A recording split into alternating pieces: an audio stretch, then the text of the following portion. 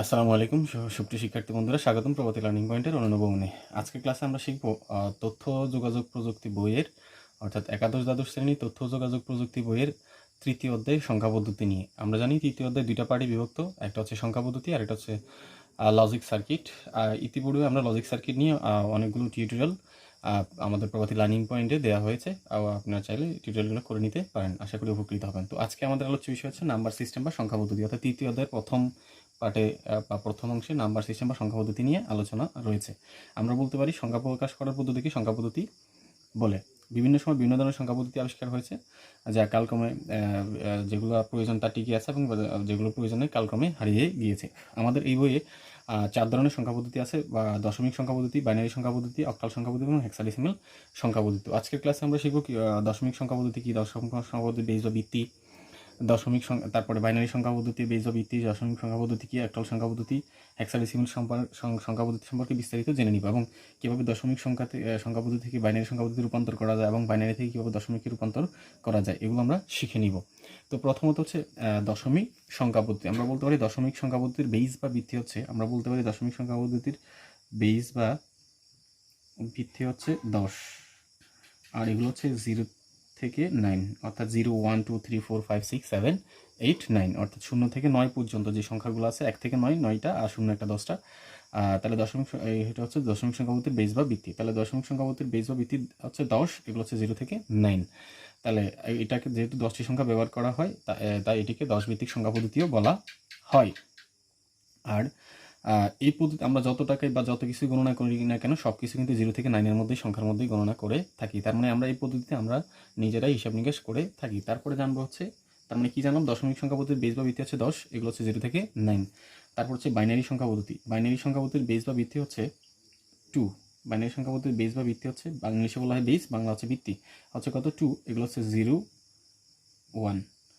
Computer অন্য কোনো সংখ্যা পদ্ধতি বোঝে না, শুধুমাত্র বাইনারি ছাড়া। কম্পিউটারে যত ধরনের হিসাব নিকাশ করে থাকে, সব কিছু বাইনারি সংখ্যা পদ্ধতিতে করে থাকে। আমি যদি কম্পিউটারে কোনো কাজ করতে চাই, তাহলে কম্পিউটার অবশ্যই আগে কী করতে হবে, অন করতে হয়। তারপরে কাজ শেষে তাহলে কী করতে হবে, অবশ্যই কম্পিউটারকে অফ করতে হয়। যদি আমি সারাদিনও বলে অফ হবে না। তার মানে কম্পিউটার বলছে অন অফ, তার মানে 0, 1, এই ধারণা থেকেই 0 আর 1-এর আবিষ্কার হয়েছে, 0, 1। তার মানে বাইনারি হচ্ছে কম্পিউটারের হিসাব নিকাশের পরিচালনার পদ্ধতি। তার মানে বাইনারি সংখ্যা পদ্ধতির বেজ ও ভিত্তি হচ্ছে 2, এগুলো হচ্ছে 0 এবং 1। তাহলে কী পেলাম, দশমিকের 10, 0 থেকে 9, বাইনারির 2, 0 এবং 1। তারপরে আমরা জানবো হচ্ছে অক্টাল সংখ্যা পদ্ধতি।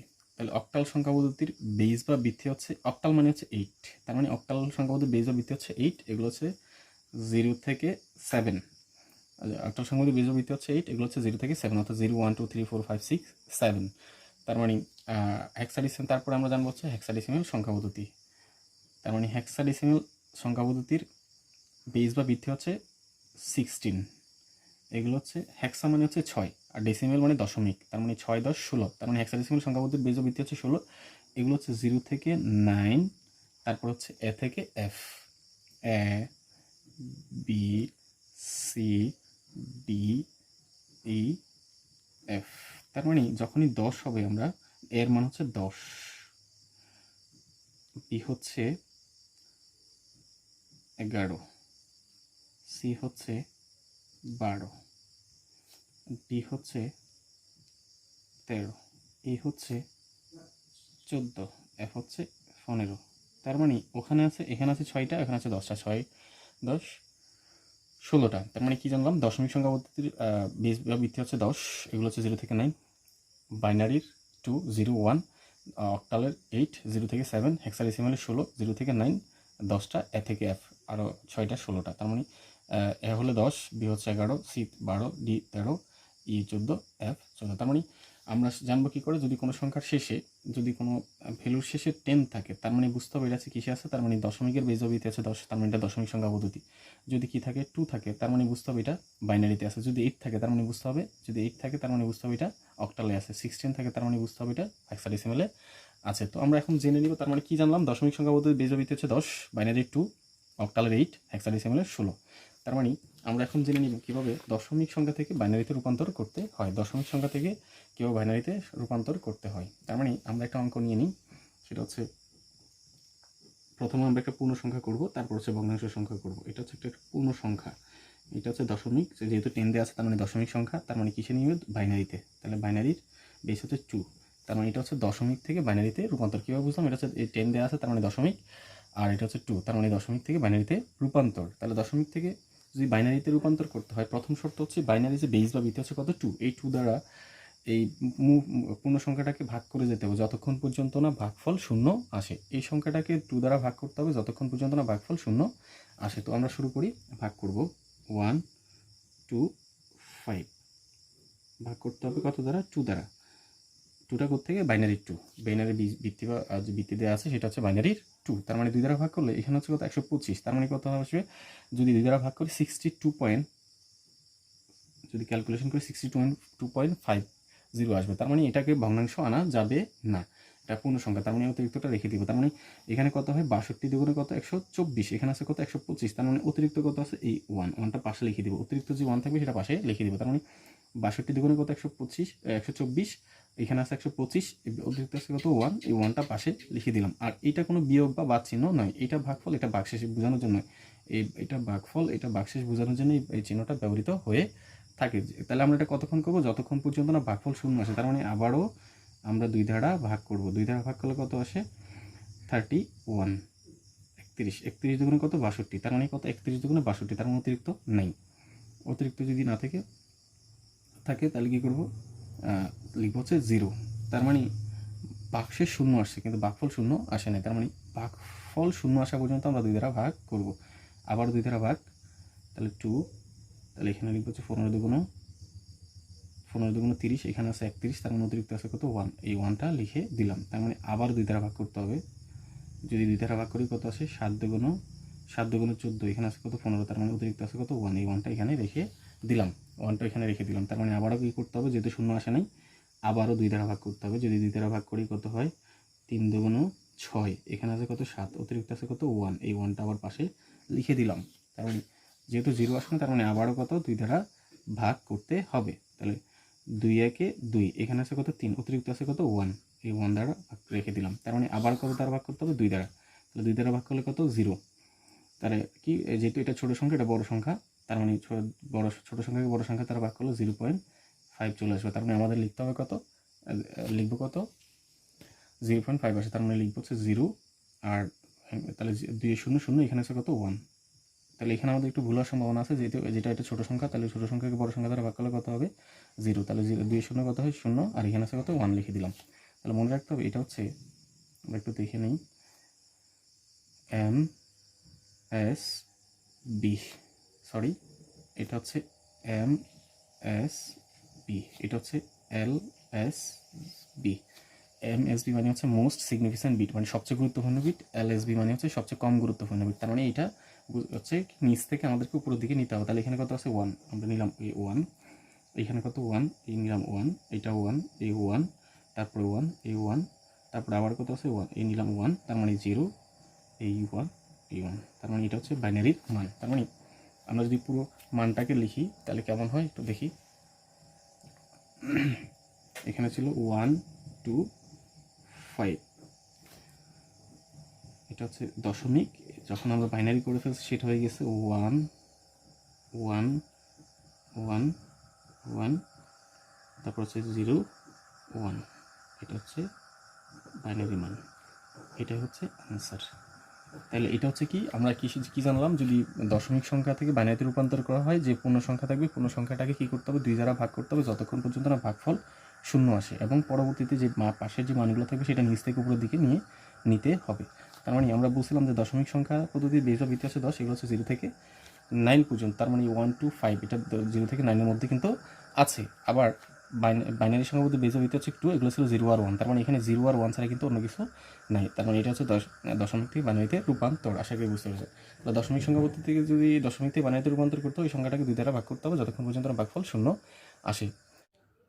আমরা এখন শিখে নিব দশমিক থেকে বাইনারিতে ভগ্নাংশ সংখ্যা সহ থাকলে কিভাবে, পূর্ণ সংখ্যা এবং ভগ্নাংশ সংখ্যা সহ থাকলে কিভাবে দশমিক থেকে বাইনারিতে রূপান্তর করতে হয়। আমরা এর পূর্বে দশমিক থেকে বাইনারিতে রূপান্তর করেছিলাম, যেটা শুধুমাত্র পূর্ণ সংখ্যা। এখন ভগ্নাংশ সহ সংখ্যা থাকলে কিভাবে করতে হয় সেটা শিখে নেব। তাহলে এখানে লিখেছে 137.250, তার মানে ভগ্নাংশ সংখ্যা সহ আছে। তার মানে আমরা প্রথমত করতে হবে হচ্ছে যে পূর্ণ সংখ্যা যেটা আছে এটাকে ঠিক আগের মতো 2 দ্বারা ভাগ করতে হবে যতক্ষণ পর্যন্ত না ভাগফল 0 আসে। তো আমরা করে নিই।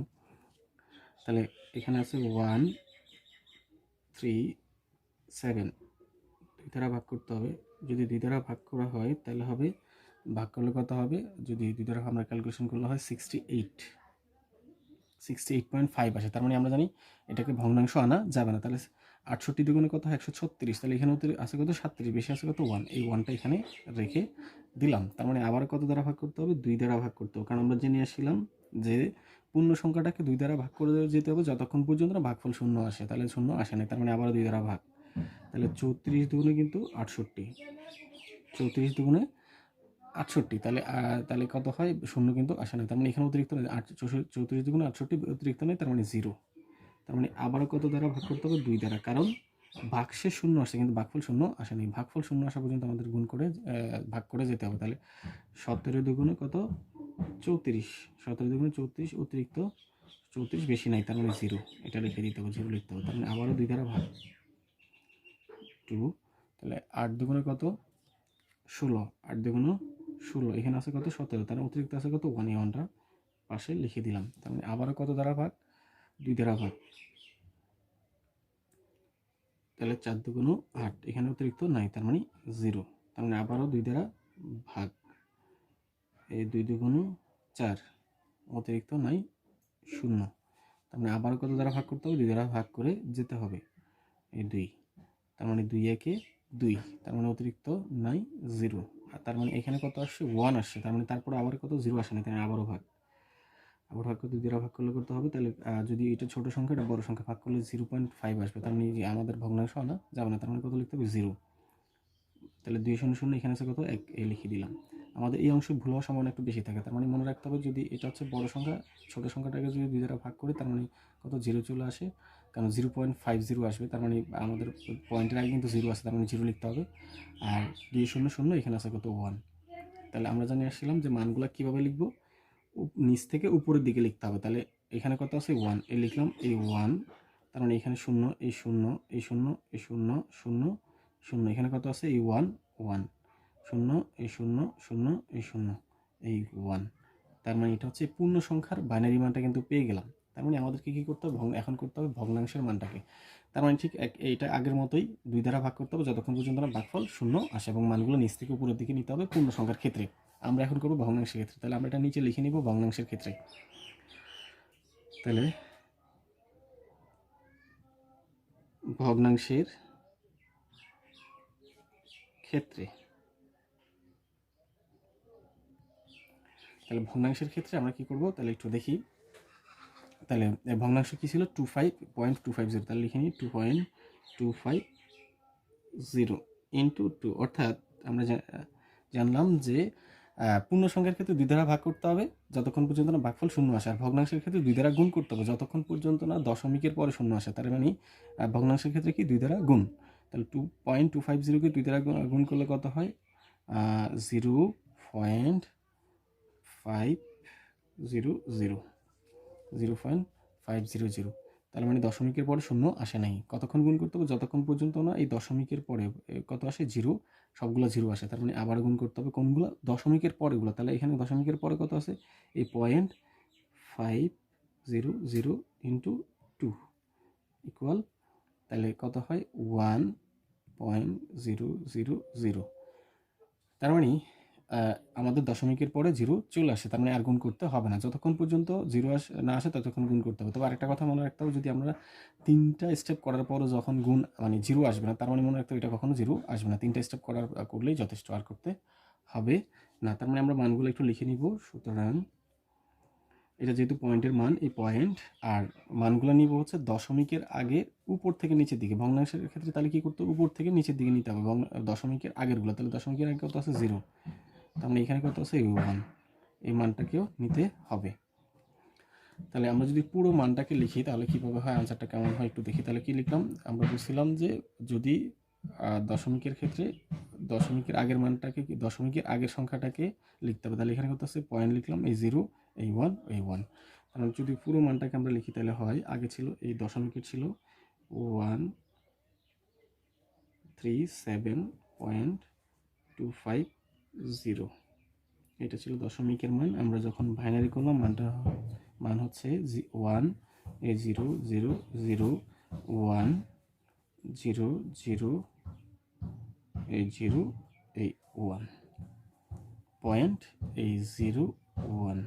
তার মানে এটা ছিল পূর্ণ সংখ্যার বাইনারি মান, আর এটা হচ্ছে ভগ্নাংশের বাইনারি মান। এটাই হচ্ছে আনসার বা উত্তর। তাহলে এটা হচ্ছে কি, তাহলে আমরা কি জানলাম, দশমিক থেকে বাইনারিতে রূপান্তর করলে পূর্ণ সংখ্যাটাকে কত দ্বারা, 2 দ্বারা ভাগ করে যেতে হবে যতক্ষণ পর্যন্ত না ভাগফল 0 আসে। আর ভগ্নাংশের ক্ষেত্রে 2 দ্বারা গুণ করতে হবে যতক্ষণ পর্যন্ত না দশমিকের পরে 0 আসে। তবে 3টা স্টেপ করার পরে আর করতে হবে না। এবং মানগুলো নিব কীভাবে, উপর থেকে নিচ থেকে। তাহলে আমরা এখন করে নিব হচ্ছে কীভাবে বাইনারি থেকে দশমিকে রূপান্তর করা যায়। আমরা এখন শিখবো হচ্ছে কীভাবে বাইনারি থেকে দশমিকে রূপান্তর করা যায়। তাহলে প্রথম যে মানটা ছিল, আমরা দশমিক থেকে যে মানটাকে বাইনারি করছিলাম সেই মানটাকে আমরা এখন করার চেষ্টা করব। তাহলে দশমিক থেকে আমরা প্রথমে যে মানটা করে আসছিলাম সেটা হচ্ছে, এটা ছিল দশমিক থেকে বাইনারি মান করে নিয়ে আসছিলাম। আমরা এটাকে কি করব এখন, এই বাইনারি মানটাকে দশমিকে নিয়ে যাব। তাহলে আমরা একটু লিখে নিই। কত ছিল, এই 1 1 1 1 0 1, এটা ছিল, এটা হচ্ছে বাইনারি মান। আমরা রূপান্তর করব হচ্ছে দশমিকে। এটা আমরা করবো হচ্ছে দশমিকে রূপান্তর করব। তো আসি আমরা দশমিকে রূপান্তর করতে হলে আমরা একটু দেখে নিই কীভাবে করতে হয় সেটা। তার মানে প্রথমত হচ্ছে এখানে আমরা একটু করে নিই। এইখানে কত আছে, এই 1টা লিখে নিব ইন্টু 2। এটা হচ্ছে, যেহেতু আমরা বাইনারি থেকে দশমিক নিব, এটা বাইনারি 2। এরপর যে কাজটা করতে হবে সেটা হচ্ছে, এই প্রথম সংখ্যার যেহেতু আমরা নিয়ে নিলাম, এরপরে যে সংখ্যাগুলো আছে এটা পাওয়ার হিসেবে লিখে দিব। তাহলে 1 একটা আছে, 1 2 3 4 5 6, 6টা আছে, তার মানে এই 6 পাওয়ার হিসেবে 6 লিখে দিলাম। তাহলে এই 1 হচ্ছে এই 1 ইন্টু এই 2, এটা হচ্ছে ভিত্তির 2 বা বেজের 2, আর এটা হচ্ছে পাওয়ার হিসেবে 2 নিলাম কত, এই যেহেতু 6 আছে 6টা নিলাম কত, এই প্রথম সংখ্যার পরে যতগুলো সংখ্যা আছে এটা উপরে লিখে দিতে হবে। তাহলে প্রথম সংখ্যার পরে 6টা সংখ্যা আছে, এই 6টা সংখ্যা লিখে দিলাম। এই প্লাস এভাবে প্রত্যেকটা করতে হবে, এই 1 ইন্টু এই 2 এটা লিখতে হবে। এরপরে কয়টা সংখ্যা আছে, 1 2 3 4 5, 5টা সংখ্যা, এই 5 লিখে দিলাম। তারপরে কত আছে, এই 1 ইন্টু 2, কয়টা সংখ্যা আছে, 1 2 3 4, 4 আছে, এই 4 প্লাস, তারপরে কত আবারও লিখতে হবে 1 ইন্টু 2, কয়টা সংখ্যা আছে, 3টা সংখ্যা আছে, এই 3 প্লাস, তারপরে এখানে কত আছে 1, আবারও নিলাম 1 ইন্টু 2, কয়টা সংখ্যা আছে, 2টা সংখ্যা, এই প্লাস। আমরা এদিকে একটু চলে আসি, এই প্লাস, এখানে কয়টা সংখ্যা, 0 ইন্টু 2, যেহেতু স্পেস হচ্ছে না আমি এই জন্য নিচে লিখলাম, পাশাপাশি সাথেই লেখা যাবে। কয়টা সংখ্যা আছে, 1, এই 1 লিখে দিলাম, প্লাস এই 1 ইন্টু 2, আর কোনো সংখ্যা নেই, তার মানে 0। তাহলে এটা হচ্ছে কীভাবে করতে হবে, তাহলে প্রথম সংখ্যা যেটা সেটা লিখে দিব, ইন্টু 2 দিব, কারণ বাইনারি থেকে দশমিকে লিখতে হলে এই 2টা ভিত্তির 2 লিখতে হবে। তারপরে যতগুলো সংখ্যা আছে এটা পরে যতগুলো সংখ্যা আছে এটা পাওয়ার হিসেবে লিখে দিব। তাহলে একটু করি, আমরা ক্যালকুলেশন করে নিই। তাহলে 1 ইন্টু 2, 2 এর উপর 6 থাকার অর্থ হচ্ছে 6টা 2। তার মানে আমরা একটু দেখি, 2 ইন্টু 2 2 ইন্টু 2 2, তাহলে 1 2 3 4 5 6। একটু ক্যালকুলেশন করে দেখি, 2 দুগুণে 4, 4 দুগুণে 8, 8 দুগুণে 16, 16 দুগুণে 32, 32 দুগুণে, আমরা এটা না লিখে আমরা সরাসরি কি লিখতে পারি, 64 লিখে দিতে পারি। কারণ আর 6টা 2 গুণ করলে কত হয়, 64। 2 দুগুণে 4, 4 দুগুণে 8, 8 দুগুণে 16, 16 দুগুণে 32, 32 দুগুণে 64, এই প্লাস প্লাস এই 1 ইন্টু, তাহলে কত, 5টা 2, 2 দুগুণে 4, 4 দুগুণে 8, 8 দুগুণে 16, 16 দুগুণে কত হবে, তাহলে 32, প্লাস এই 1 ইন্টু কত হবে, 2 দুগুণে 4, 4 দুগুণে 8, 8 দুগুণে 16, প্লাস এই 1 ইন্টু, তাহলে 3টা তো, 2 দুগুণে 4, 4 দুগুণে 8, প্লাস এই 1 ইন্টু 2 দুগুণে 4, প্লাস আমরা একটু, তাহলে 0 ইন্টু 2 একে 2, প্লাস 1 ইন্টু এখানে একটু মনে রাখতে হবে 2 শূন্য, এখানে কত হয় শূন্য হয়, কিন্তু না শূন্য বীজগণিতের রাশিমালার মতো করে এখানে শূন্য লেখা যাবে না। পাওয়ার আর সংখ্যা যখন গুণ করবো তখন যদি শূন্য আসে, শূন্য না লিখে মিনিমাম কত লিখতে হবে 1 লিখতে হবে। কত লিখতে হবে 1 লিখতে হবে। তাহলে একটু দেখি কত হয়। 64 একে 64 প্লাস 32 একে 32 প্লাস 16 একে 16 প্লাস 8 একে 8 প্লাস 4 একে 4 2 শূন্য 0 1 একে 1। আমরা প্রত্যেকটা সংখ্যা যদি যোগ করি তাহলে আমরা একটু ক্যালকুলেশন করে দেখতে পারি। তাহলে কত হয় একটু দেখি। 64 সাথে যদি আমরা 32 যোগ করি তাহলে হয় কত 96 96 প্লাস যদি 16 যোগ করি তাহলে হয় 100 100 আমরা লিখে দিতে পারি কত 112। যদি 112 আর যদি 112 সাথে আর যে 120 104 যোগ করলে 124 আর একে 125, তার মানে মান হচ্ছে 125। তার মানে এটি হচ্ছে দশমিকের মান। তার মানে আমরা যে এই সংখ্যাটা থেকে এই 125 থেকে কিন্তু আমরা এই মানটা বের করছিলাম, আবার এটা থেকে আমরা কত এই দশমিকের মানটা বের করলাম। তার মানে এটাই আনসার। তার মানে আমরা বলতে পারি যে আমাদের অঙ্ক হয়েছে। তার মানে এটা ছিল কি পূর্ণ সংখ্যার ক্ষেত্রে। আমরা এখন আরেকটা দেখব হচ্ছে কি ভগ্নাংশের সহ থাকলে কিভাবে বাইনারি থেকে দশমিকে রূপান্তর করা যায়। যদি ভগ্নাংশ সহ থাকে আমরা এখন শিখে নেব কিভাবে বাইনারি থেকে দশমিকে রূপান্তর করা যায় ভগ্নাংশ সহ থাকলে। আমরা এর পূর্বে ভগ্নাংশ ছাড়া করেছিলাম, এখন আমরা ভগ্নাংশ সহ করে নিব। আর এটা আমরা একটু পূর্বেই যে দশমিক থেকে বাইনারিতে নির্ণয় করে এই মানটা পেয়েছিলাম, এই মান দিয়ে আমরা এখন আবার দশমিকে রূপান্তর করবো। তো আমরা একটু করে নিই। তাহলে প্রথমে কী করতে হবে 1 ইন্টু 2 1 ইন্টু 2, এরপরে কী করতে হবে দশমিকের আগে মানে ভগ্নাংশ দশমিকের আগে যে মানগুলো আছে এটা পাওয়ার হিসেবে লিখে দিতে। তাহলে এই 1 লিখে নিলাম। তাহলে কয়টা আছে 1 2 3 4 5 6 7। তাহলে পাওয়ার হিসেবে কত লিখবো 7 প্লাস এখানে কত আছে 0 ইন্টু 2, কয়টা দশমিকের আগে দেখতে হবে কয়টা সংখ্যা আছে 1 2 3 4 5 6। তার মানে পাওয়ার হিসেবে কত 6 লিখছো প্লাস কত আছে তার মানে 0 ইন্টু 2 পাওয়ার হিসেবে কত লিখবো। তার মানে কয়টা সংখ্যা আছে 5টা 1 2 3 4 5 এই 5 প্লাস তারপরে কি 0 ইন্টু 2 পাওয়ার হিসেবে কয়টা সংখ্যা আছে 1 2 3 4 4টা প্লাস 0 ইন্টু আমরা একটু দেখে নিই। তাহলে কত আছে এখানে কত হবে 1 হবে। কত হবে 1 যেহেতু এই 1 ইন্টু 2 কয়টা সংখ্যা আছে 1 2 3 তিনটা সংখ্যা আছে প্লাস আবারও 0 ইন্টু 2 কয়টা সংখ্যা আছে 2টা। তাহলে পরের লাইনে চলে যাই। তার মানে আমরা লিখব হচ্ছে এই আবারও 0 ইন্টু 2 কয়টা সংখ্যা আছে একটা প্লাস এখানে কত আছে 1 ইন্টু 2 কয়টা সংখ্যা আছে 9, তার মানে 0। এখন আমরা দেখে নিব হচ্ছে এটা পূর্বে দেখে আসছিলাম। তো এখন আমরা ভগ্নাংশের ক্ষেত্রে কী করবো। তাহলে ভগ্নাংশের ক্ষেত্রে কী আছে 0 আছে, তাহলে আমি 0 লিখে দেবো। 0 ইন্টু আবার 2 লিখতে হবে। তবে ভগ্নাংশের সংখ্যা হওয়াতে এখানে একটা ইনভার্স দিতে হবে। ভগ্নাংশের সংখ্যা হওয়ার কারণে এখানে ইনভার্স কত লিখতে হবে যত নম্বর সংখ্যা তত নম্বর। তার মানে 0টা ভগ্নাংশের পরে এই 0টা হচ্ছে 1 নম্বর সংখ্যা, তার মানে 1। যত নম্বর সংখ্যা তত নম্বর সংখ্যায় লিখতে হবে প্লাস তার এখানে কত আছে এই 1 ইন্টু কত আছে তার মানে একটু দেখি কি লিখবো 2। যেহেতু ভগ্নাংশ সংখ্যা এখানে একটা ইনভার্স ব্যবহার করতে হবে। তার মানে এটা কত নম্বর সংখ্যা 1টা 2 নম্বর সংখ্যা এই 2। তার মানে আমরা আরেকবার একটু বুঝে নিই। ভগ্নাংশের ক্ষেত্রে এই 0 ইন্টু 2 লিখলাম। ইনভার্স কেন দিতে হবে, এটা ভগ্নাংশের কারণে এই ইনভার্স সংখ্যা দিতে হবে, এই ইনভার্স। আর এটা কত নম্বর সংখ্যা 1 নম্বর সংখ্যা। ভগ্নাংশের পরে যত নম্বর সংখ্যা থাকবে সেটাই লিখতে হবে 1 প্লাস এখানে কত আছে 1, এই 1 ইন্টু 2। তাহলে ইনভার্স কত লিখতে হবে 2 নম্বর সংখ্যা 2 নম্বর লিখে দিলাম 2। তার মানে আমরা আগের মতো ঠিক কী করতে হবে ক্যালকুলেশন করে নিতে হবে।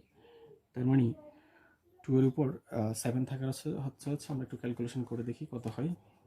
তার মানে 2 স্ট্যান্ডার্ড ডিভিশন 7, তার মানে কত হয় 2 স্ট্যান্ডার্ড ডিভিশন যদি 7 হয় তাহলে হয় 128। কত হয় 128 প্লাস 0 ইন্টু তার মানে এখানে যদি 2 এর উপর 7 থাকার অর্থ হচ্ছে কত হয় 128, আর 6 থাকার অর্থ 2 দুগুণে 4, 4 দুগুণে 8, 8 দুগুণে 16, 16 দুগুণে 32, 32 দুগুণে কত হবে 64 প্লাস 0 ইন্টু কত হবে 2 দুগুণে 4, 4 দুগুণে 8 দুগুণে 16, 16 দুগুণে 32, কত হবে 32, সরি এটা লিখতে হচ্ছে 32 প্লাস 0 ইন্টু 2 দুগুণে 4, 4 দুগুণে কত লিখতে হবে 8, কত লিখতে হবে 8,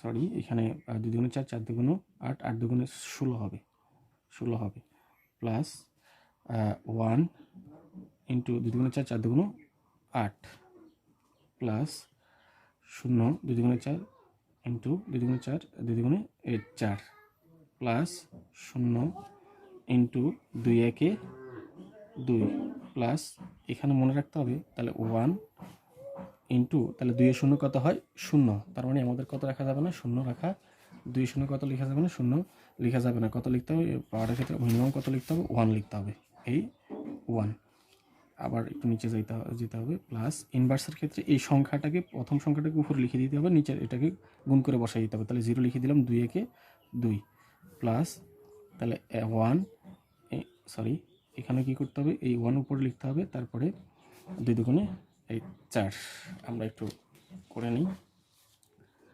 ক্যালকুলেশন করে, তাহলে 128 একে 128 প্লাস 64 সাথে 0 গুণ করলে 0 প্লাস 32 সাথে 0 গুণ করলে 0 প্লাস 16 0 0 প্লাস 8 একে 8, 4 0 কত 0 প্লাস 2 0 0 প্লাস 1 একে 1, আর এটা দ্বারা এটা ভাগ করলে কত আসে, এটা দ্বারা এটা ভাগ করলে কত আসে 0 প্লাস এটা যেভাবে সেভাবে রেখে দিই,